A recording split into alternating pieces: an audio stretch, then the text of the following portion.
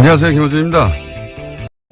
예산안이 통과됐습니다. 개인적으로 가장 아쉬운 것은 아동수당입니다. 당초 보호자 소득과 무관하게 0세에서 5세 아동을 대상으로 했던 정부안은 야당의 반대로 소득 수준 상위 10%의 지급을 제외하기로 했습니다. 상위 10%는 그 돈 없어도 아이 키울 수 있지 않느냐. 보수가 항상 주장하는 선별 복지죠. 19세기 초 나폴레옹은 프랑스 혁명을 계승한다며 봉건적 의무와 농노제 폐지 그리고 전 시민에게 단일한 세금 체계를 선언했습니다. 왕과 귀족끼리의 동맹으로 유지되던 봉건국가에서 국민이 국가를 구성하는 소위 국민국가로 역사는 그렇게 발전을 합니다. 왕이나 귀족이 아니라 국가에 세금과 병역의 의무를 지고 국가는 그 국민의 보호 의무를 지게 된 거죠. 이후 가난한 빈민을 구제하는 구휼의 개념을 넘어서 국가가 국민 보편적 삶의 기본을 보장하는 복제 개념이 탄생합니다.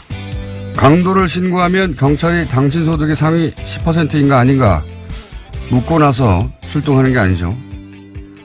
치안은 국가가 국민 모두에게 지는 보편 의무라서 그렇습니다. 자격은 국민이기만 하면 됩니다.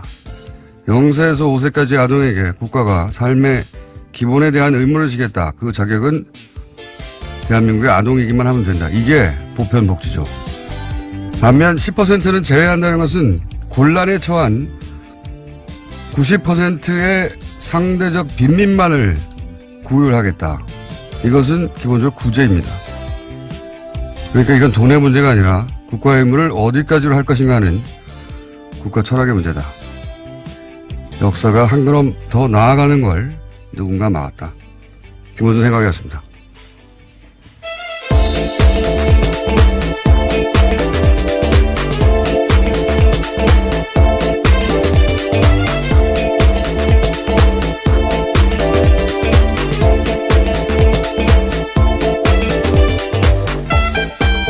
김서연의 김은지입니다. 네.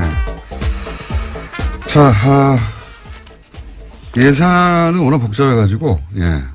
사람들의 구체적 내용을 잘 모릅니다. 잘 모르는데, 이번 예산에는 몇 가지, 예. 시민들이 관심을 가질 내용이 있긴 있어요. 확실히. 그죠? 네. 오늘 새벽 본회의 통과했는데요. 법정 시한을 넘겨서 나흘째였습니다. 자유한국당 의원들은 대부분 투표에 참여하지 않았는데요. 내년도 예산안은 428조 8,339억 원 규모로 확정됐습니다. 올해 대비해서 7.1%가 늘어난 수치인데요. 내년 예산안에서 가장 큰 비율을 차지하는 것은 보건, 복지, 고용 부분입니다. 그 다음으로는 일반 지방행정, 교육, 국방 순인데요. 공무원 중원 규모는 9,475명으로 확정됐습니다. 뿐만 아니라 남북협력기금 같은 경우에는요. 400억 원 감액됐는데 앞서 말씀하신 아동수당 같은 경우에는 2인 가구 이상 기준소득 수준 90% 이하로 해서요. 만 5세까지 아동 내년에 2018년 9월부터 10만 원씩 신규 지급됩니다. 그리고 이제 노년층을 상대로 한 기초연금 이것도 이제 20만 원에서 25만 원으로 인상됐는데 이것도 역시 지방선거 끝나고 나서 예, 아동수당도 지방선거 끝나고 나서 예, 지방선거 이전에 하면 정부 인기가 올라간다고 처음 듣는 얘기로 그렇게 연기가 됐고요. 자, 요 사안 관련해 가지고 아동수당 어제 저희가 이제 동창 소장님하고 얘기를 나누다가, 예, 아침에 긴급하게 합의문에 실제 오타도 있고, 예, 그렇게 긴급하게 작성된 것이고, 그 긴급한 걸 보다가 어제 나라살림연구소의 정창 소장님 무려 20년간 세금을 모았지만 실수를 하나 하셔가지고 저희가 미니로 정정 인터뷰를 짧게 잡았습니다. 안녕하세요, 소장님. 네, 안녕하십니까? 네. 어제 실수를 하셔서 저희가 정정의 기회를 공식적으로 다시 드립니다.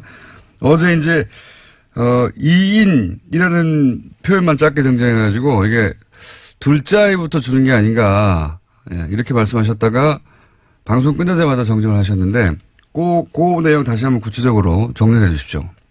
네, 정확하게 워딩은 2인 가족 소득 기준인데, 네. 예, 이 소득이란 말이 이제 조금, 저 잘못 판단을 해가지고 아마 제가 실수를 한 것 같고요. 네. 그러니까 아이는 첫째 아이부터 지급이 되는데 네. 보호자가 2인 이상 가고 이렇게 이걸 의미하는 겁니까? 뭐 아이가 있어야 3인이 될 테니까. 아, 그렇죠. 이제 네. 또 부모가 한 사람일 수도 있고 뭐 그러니까 네. 소득 기준이 2인 가족 기준이라는 거고요. 아, 소득 기준이 2인 가족 기준이다. 예. 네. 그런데 이제 여기에 또 거기에 여러 가지 얽힌 문제가 많이 돼서 어제 복지부 공무원하고도 통화를 했는데요. 예. 구체적으로 좀 설명해 주죠. 어떻게 된다는 겁니까? 예산은 반 정도 줄어드는 건 사실이고요. 아, 예산을, 그래서 그렇게 또 생각하셨군요. 예산이 반으로 줄었으니까, 1인에서 2인으로 만든 거, 첫 번째에서 두 번째 아이까지로 이렇게 확대해버린 거구나. 이렇게 연결 생각하신 거군요. 이게 10% 줄고 기간이 줄고 뭐 이렇게 갖고 반을 줄었는데. 소장님 너무 많이 알면 그렇게 됩니다. 하여튼 예산도 절반으로 줄었다. 예. 그리고. 이것 때문에 어제 실시간 검색 1위가 막 되고 그래서 깜짝 놀랐어요. 네. 네, 아무튼 그런데 여기에 지금 우리가 좀 간과하지 말아야 될 문제가 뭐가 있냐면 예. 거기에 이렇게 바쁘게 쓰다 보니까 소득 기준이라고만 표시를 한 거예요. 소득 기준. 예. 그래서 재산 기준이란 말이 안 들어가서 예. 이 복지부에서도 이걸 재산 기준을 어떻게 넣어야 되는 거냐 지금 막 그 약간 멘붕 상태에 지금 어떤 차이가 있는 겁니까? 왜냐하면 그 소득 그 근로소득 월급 받는 분들 네네. 네, 그런 분들은 소득이 좀 클리어하잖아요. 예. 근데 그게 별로 없고 재산 부동산 뭐 이런 분들 투명하지 않은 그런 분들이 예를 들어서 경우에 뭐 100억대 건물주다. 네 이럴 경우에 이제 그 소득이 정확하게 안 잡힐 수도 있다. 임대료도 막 등록이 안 돼 있고 막 그렇게 아하. 그러니까 실제 봉급 생활자들은 그 급여가 높다고 빠지는데 예, 훨씬 더 실제로는 많이 버는 건물주들은 받을 수도 있다. 이런 얘기겠네요. 네, 그래서 이후에 이게 이제 좀 다시 바뀌어야 될 것 같고요. 예. 또 하나는 뭐냐면 이게 이제 봉급 소득자들 안에서도 예. 맞벌이 부부들이 있잖아요. 예. 맞벌이 부부 합산이니까 예. 가구소득 기준이니까 그러면 부부가 합산되면 예를 들면 지금 3인 가족 기준으로 했을 때 그 뭐 723만 원 뭐 부모와 아이를 둘이면 800만 원 뭐 이렇게 되는데 예. 700만 원이라고 치면 예. 부부가 합쳐서 700만 원을 벌면 또 20%에 드릴 수 있는 거죠. 그리고 또 제가 이제 이걸 보다가 아직 언론에서 그 대목을 지적하지 않던데 네. 이렇게 되면은 어쨌든 10%를 걸러내야 되는 거 아닙니까? 그렇죠. 예. 90%만 주기로 했으니까 이게 이제 0세부터 5세까지 영유아동 전체면 누구든 다 지급되는 건데 이걸 이제 90%만 주기로 했으니까 그러면 내가 그 90%에 들어간다고 하는 걸 입증하기 위해서 서류를 내야 되는 거 아닙니까? 그렇습니다. 그거 문제도 있고요. 예. 그러니까 이 시민들의 불편도 있고 공무원을 늘려야 되는 문제가 있습니다. 또. 그렇죠. 예. 왜냐하면 예. 국세청에서 우리나라 국세청이 세계에서 1위거든요. 1인당 그 세금을 걷는 액수가 전산화돼가지고. 예. 그런데 그 탈세라든가 아니면 민원을 처리하는 분들이 예. 그 겨우 뭐 1%도 안 되는 돈 때문에 그 전체 조직의 20%가 움직이거든요. 그렇겠군요. 그런 것처럼 마찬가지로 여기서도 누가 10%냐, 그렇죠. 예. 90% 이걸 가려내는 행정 저기 들어가고요. 복지부 쪽 얘기는 최소한 기초지자체마다 2-3명 이상은 공무원을 새로 뽑아야 되는 거 아니냐. 뭐 추가로. 그런 얘기. 예. 예. 그렇습니다. 왜냐면은 저절로 90% 이하라는 걸 스스로 알 수가 없기 때문에 네. 그러면은 이제 내가 90% 이하라는 걸 90% 이하라는 걸 입증하기 위해서 그러니까 10%를 걸러내자고 네. 나머지 90%가 서류 준비를 해서 내야 되고 공무원들은 그 전 국민 중에 이제 그 해당되는 90%를 지원하기 위해서 그 서류 분리를 해야 되는 거 아닙니까? 분류를. 굉장한 낭비인데요, 사실. 예. 대상자가 253만 명인데요. 예. 그 중에서 25만 명을 가려내기 위해서 253만 명 전체가 서류를 내야 되고 또 25명을 가려내기 위해서 또 공무원들이 또 움직여야 되고 그래서 공무원 이번에 2,700명 줄였잖아요. 예. 한 1,000명은 이것 때문에 들어갈 가능성이 있습니다. 그러니까 자본장부 뭐 얘기하면서 이걸 줄였는데 실제로는 이것 때문에 더 큰 정보가 필요하게 생겼어요. 앞뒤가 안 맞는 그래서 막상 하면 더 숫자가 늘어날 수 있다는 게 전문가들 얘기입니다. 알겠습니다. 이거를 그 10%를 깎느라고 이게 선별복지라고 하는 이제, 보수의, 예. 예, 참고로 구호를 위해서. 말씀드리면, 예.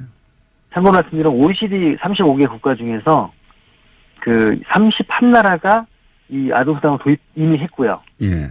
그 중에 20개 국가가 전체에게 지급하고 있습니다. 알겠습니다. 예. 사실관계는 오늘 여기까지 하고요. 예. 예산 문제는 오늘 민의로 어제, 잘못 나갔던 방송을 정정하는 차원에서 민의를 잠깐 했고요. 예. 요 예산 얘기는 다시 한 번씩은 또 따로 잡겠습니다. 할 얘기가 많기 때문에요. 오늘 말씀 여기까지 듣겠습니다. 감사합니다. 네, 감사합니다. 네. 그러니까요. 예. 그러니까 한 30만 정도가 24만 뭐 그 정도에 들지 않는다는 걸 입증하기 위해서 서류를 내야 되고 그걸 처리하는 공무원이 더 필요해요. 예산도 더 필요하고 이게 말이 안 되는 것 같은데요. 어쨌든 아동수당은 그렇게 됐습니다. 나머지 분들은 이제 서류를 내야 한다. 자기가 하위 90%라는 말 걔네도 좀 웃기긴 한데 하위 90%에 든다는 걸 입증하기 위해서 내가 상대적으로 더 가난하다라는 걸 입증해야지 이걸 받는 거죠. 예. 이건 철학적으로도 안 맞는 것 같은데. 자, 다음 뉴스는 뭡니까? 네, 유엔 사무차장이 어제 북한을 방문했습니다. 북한이 초청하고 유엔이 이에 응한 건데요. 제프리 펠트먼 유엔 정무 담당 사무차장이 어제 오후에 베이징을 거쳐서 평양으로 들어갔습니다. 유엔의 고위급 방북은 지난 2011년에 인도주의 업무조정국장 방북 이후에 처음인데요. 나흘의 방문 기간 동안에 리용호 외무상 등 북한 당국자들과 만날 예정입니다. 논의에는요, 북핵 문제도 포함될 것으로 보이는데 한국 정부와 유엔이 협의를 거쳤다라는 게 유엔 외교관의 설명입니다. 그렇군요. 어떤 의미일까요? 북한이 유엔 고위급 방문을 허용한 게 오랜만인데 아마도 이제 대화 채널로 여러 가지 방안을 검토하고 그중 하나로 유엔대 모색하고 있는 게 아닌가. 뭐 북한은 자기가 원하는 대로 원하는 사람들만 입국을 허용하니까요. 근데 갑자기 유엔을 사무처장을 입국을 허용했다는 것은 의도가 있겠죠. 그게 대화 채널 중에 하나가 아닐까. 네, 지난 8월 달에 북핵 관련해서 대화 중지하겠다라고 유엔 사무총장이 밝힌 바가 있거든요. 예. 그에 앞선 사전 방문이 아니냐라는 예측도 나오고 있습니다. 그렇군요. 예. 유엔 얘기하고 외교 얘기하니까 그렇게 생각난 건데 어제 포린 폴리시라고 대표적인 외교 전문지죠. 예. 제가 이 얘기 갑자기 왜 하냐면 이 잡지를 들춰본 게 10년도 넘은 것 같은데 여기 우리나라가 좋은 의미로 기사가 실린 건 처음 봐가지고 제가 잠깐 소개하면 포린 폴리시에서 원래 매년 세계 사상가 100인을 선정해요. 사상가, 그렇죠. 뭐, 띵커. 네. 예. 근데 올해는 리띵커. 새롭게 생각하는 사람 50인을 선정해서 새로운 사상가. 왜 그렇게 리띵커를 선정했냐면, 이제 2016년은, 포퓰리즘이 전 세계를 휩쓴 해다. 영국의 브렉시트도 있었고, 그 다음에 트럼프도 당선됐고, 자국 대통령인데 그렇게 표현했어요. 뭐, 예를 들면, 필리핀의 두테르트.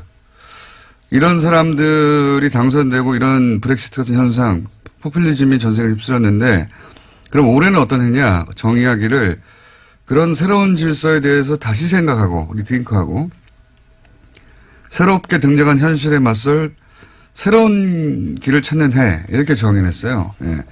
그래서 전 세계적으로 이런 새로운 시대에 새로운 철학을 제시한 각 분야 리더, 50일 선정, 뭐 이런 거거든요. 나름 권위 있는 겁니다. 여기에 등장하면. 네. 근데 거기서 문재인 대통령이 선정됐는데, 전 세계 대통령 중엔 딱 2사람 되고, 나머지는, 뭐, 변호사나, 뭐, 코미디언이나 기업가 각 분야 리더들인데, 대통령 중에는 프랑스 마크롱하고 문재인 대통령이 선정됐어요. 근데 여기서 재밌는 것이, 첫 문장이 재밌습니다. 선정 이후로, 문재인 대통령이 5월 당선됐을 때보다 더 어려운 상황에 처하는 신임 대통령은 없다. 뭐 이러면서. 굉장히 어려운 상황에서 신임 대통령이 있다는 거죠.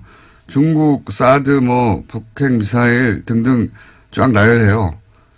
그러면서 그걸 잘 극복할 지지율이 아주 높다. 이걸 왜 제가 소개하냐면 미국 외교 전문가들이 현재 문재인 대통령을 어떻게 바라보는가 하는 시야가 거의 고스란히 담겨있거든요. 예. 야당은 배가 좀 아프겠지만. 이게 주류 미국 전문가들의, 외교 전문가들의 시각이다 하는 관점에서 찾아가서 읽어보면 재밌습니다. 내용 자체가. 거기 한국에서 또 한 사람이 선정됐어요. 한국인은 아닌데 뉴스공장에서 인터뷰를 했었는데, 러시아 출신이죠. 안드레이 랑코프 국민대 교수. 이분 왜 선정됐냐? 북한 김정은에 대한 이해 지평을 넓혔다는 겁니다. 한국에 계신 분으로, 한국인은 아닌데 이분이 선정됐고, 나머지 많습니다. 찾아보시면 재밌습니다. 잠깐 소개해드렸고. 자, 다음 뉴스는요. 네, 우병우 전 민정수석 관련된 뉴스인데요. 우 전 수석이 박근혜 정부의 비판적 성향을 가진 교육감들을 불법 사찰하도록 하고 이것을 국가정보원에 요구했다라는 정황이 드러났다고 한국일보가 보도했습니다. 우 전 수석은 지난해 3월 말 국정원 쪽에다가 정부 시책의 비판적인 교육감을 상대로 실질적 견제가 가능한 내용을 정교하게 파악하라 이렇게 요구했습니다. 그러니까 개인 비위 의혹 등을 파악해서 직접 압박을 가할 수 있는 내용을 알아오라고 한 건데요. 우 전 수석은 이 같은 내용을 파악하는데 열흘 안팎의 시간을 주고 집중 사찰하도록 지시했다라고 합니다. 그러자 국정원 쪽에서는 정교조 출신 교사의 교육청 발탁 인사, 친교육감 인사의 내부 승진 같이 특혜 의혹으로 공격할 수 있는 거리들을 파악해서 보고했다라고 합니다. 네, 박근혜 청와대는 이런 식이었어요, 다.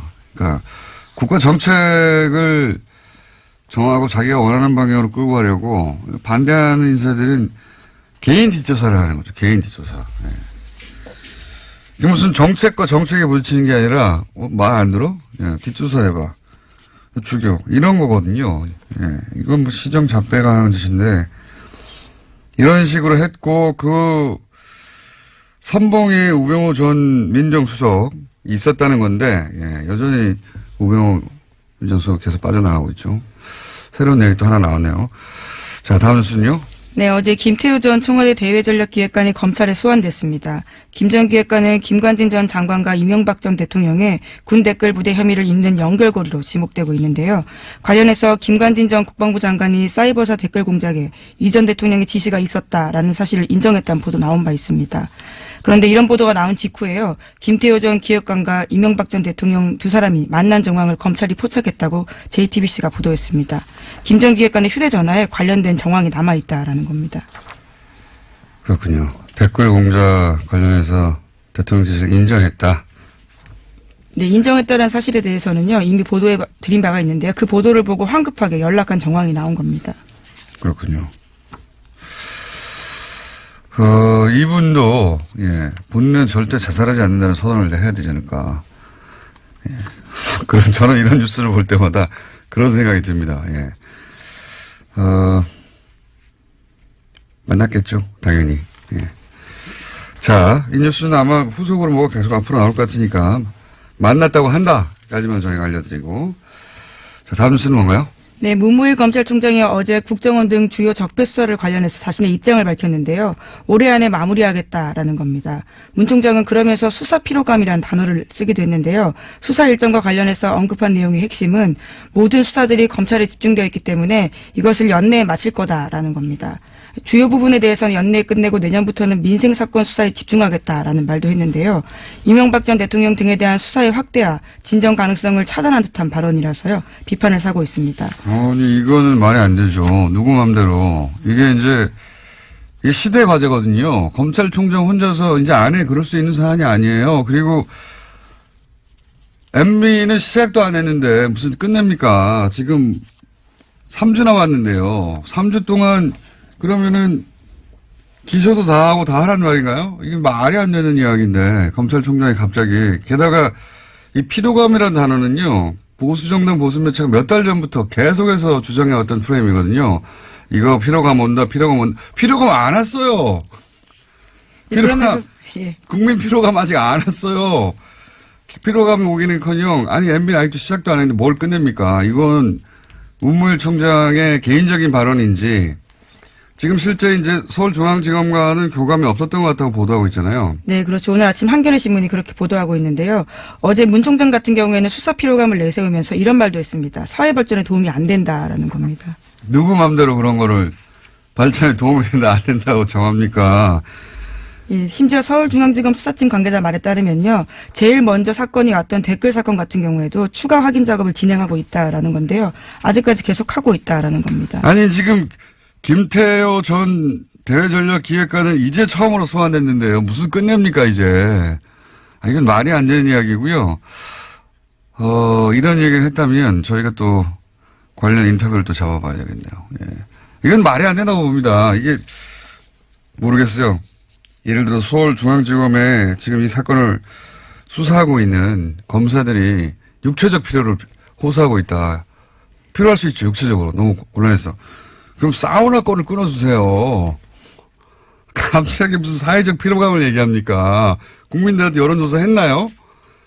네, 심지어 수사팀 내부에서도요. 문 총장도 특별수사가 전공인데 시일 정해두고 수사할 수 없다는 거 너무 잘 알고 있는데 이런 말을 왜 하냐라는 이야기가 나오고 있다고 합니다. 뭐 보수정당이나 이쪽에서 예를 들어서 문물 총장에게 이거 너무한 거 아니야? 사회적 피로감이. 이런 이야기를 했을 수도 있고 거기에 립 서비스를 했는지는 모르겠어요. 그렇다면 뭐 이해가는데 뭐 그것도 이해가 갈 건 아니죠. 왜 립 서비스를 합니까?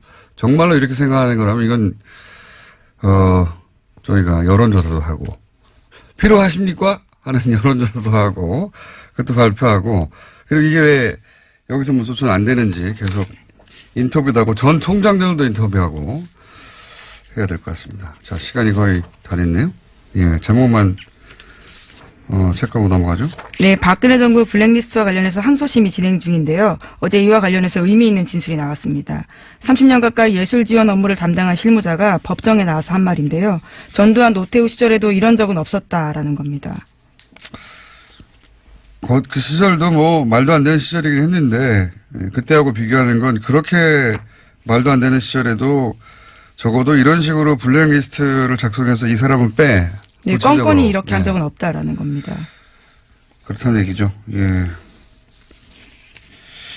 박근혜 정부는 보면요. 그러니까 이 군사정권 시절에는 최소한의 이 단어밖에 들어맞지가 않겠네요.